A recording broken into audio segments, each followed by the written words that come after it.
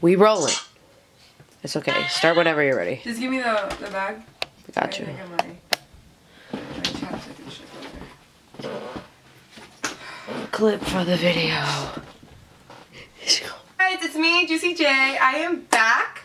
I'm so sorry for the only 2 videos that I posted. I had to take a couple months off due to school ending that semester, and then I started a new job at Equinox Gym here in Connecticut.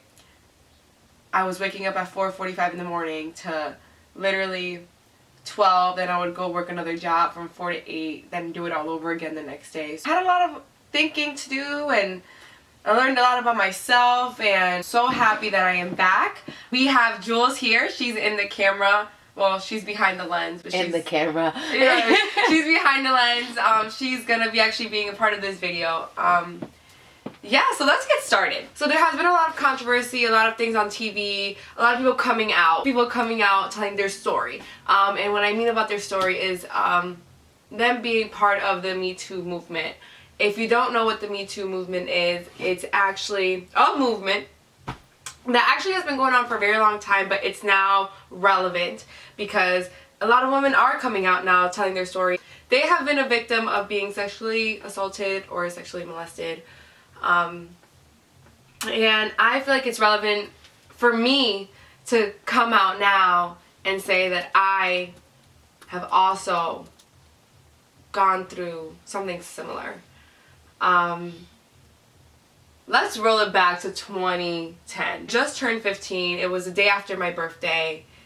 My best friend and I, we always had this thing about blowing up condoms. We'd always go over her house and we'd take all her brother's condoms and we'd blow them up, make them into balloons, and draw little faces on them.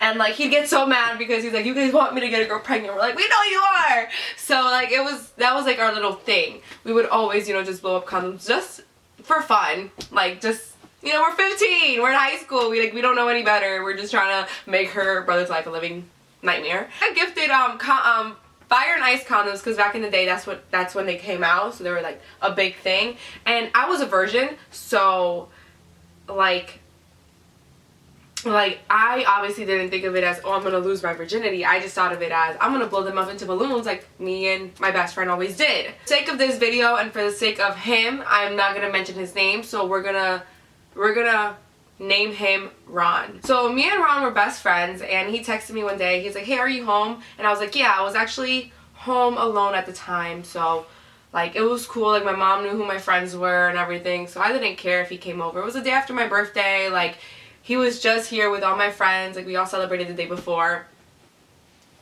So he came over and I was in my room. My room was actually set up. My bed was this way. And I had all my Jonas Brother and Justin Bieber posters. So awkward. But yes, I had all my posters. My room was literally like a museum of Jonas Brother and Justin Bieber J14 and like Tiger whatever posters in my room. So I was actually where the camera is placed, that's like where you guys are. That's where I was sitting, taking out all my birthday gifts that I received that day. And of course the condoms came out. He was there, he was sitting in my bed, and he was like, "What is that?" And I'm like, me and Jules always loved like blowing condoms, like, so like I think they just gave me this as like as a joke. And he was like, "Ha ha ha, why don't we use one?" And mind you, at that time that one of them was already open, so I was just like, ha ha ha, no, like, you're good, like, we're not doing that. And he was like, "No, seriously, like, how about we do it?" I was like, again, I rejected him, and he in a way insisted that we kept, doing it, and I said no. So then he actually grabbed me, like, took me from my little corner there I was sitting. He, like, I want to say, like, picked me up, and he put me on the bed, and he was like, "Let's do this."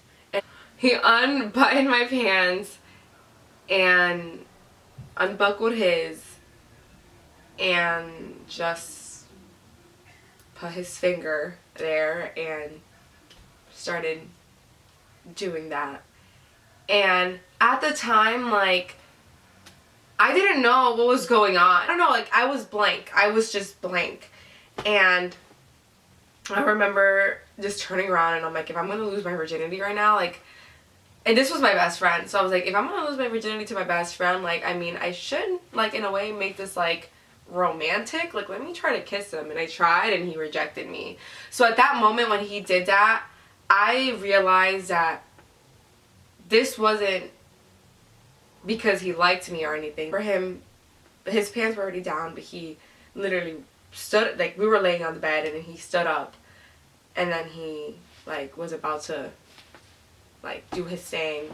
And yeah, it was really awkward. I never thought, like, my own best friend would take advantage of me. I was bigger back then, so I was already insecure in my body and I was already insecure from who I am.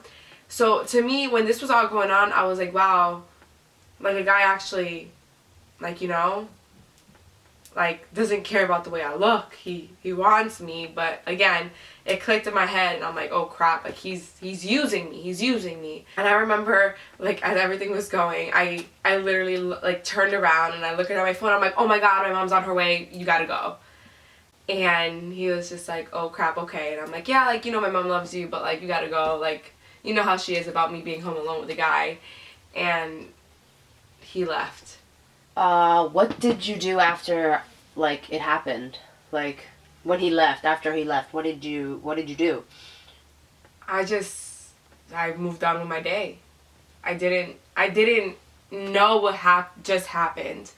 I remember, I think a couple days later, I remember calling my best friend, or I was at her house, and I remember I told her, and, like, she was like, what? Like, she was like, he's so ugly. Yikes. Saying things to make me feel like I wasn't wrong. Like, I felt like, because I just kept blaming myself. Like, this was my fault. Mm-hmm. I should have never let it happen. But again, like, I don't know. I remember telling his best friend, and his best friend was just like, he thought of it as a joke. He thought I was lying. He was like, ha ha ha, like, he would never do that to you. Ron doesn't even like girls like you. Like, you're lying. And I was like, what? Like, in a way, I'm trying to be vocal about it, trying to tell someone about it, and I'm not even getting, like, believed. Like, no one's listening to me. No one believed me. Mm-hmm. And at that moment, it kind of, like, made me feel like I couldn't tell anyone else.